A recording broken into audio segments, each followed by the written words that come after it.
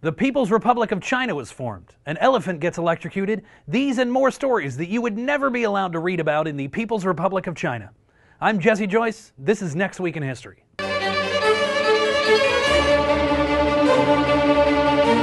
In 1872, the U.S. Naval Academy admits the first African-American, John H. Conyers.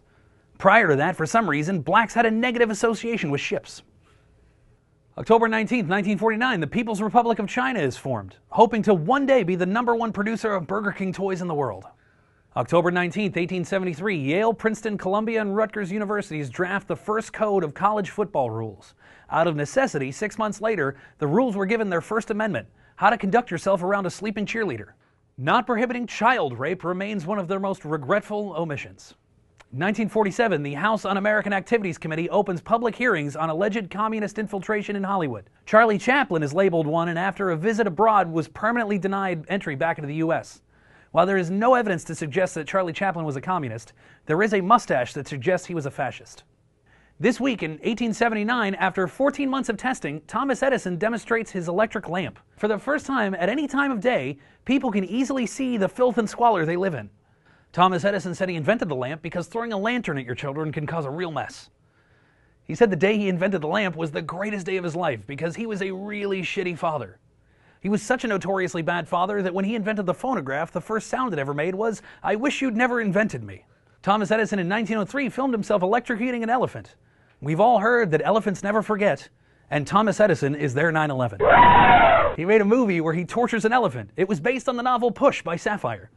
Alfred Nobel was born next week. He was the creator of the Nobel Prize and the inventor of dynamite, which resulted in the most unintended deaths from an invention since the printing press was used to copy the Bible.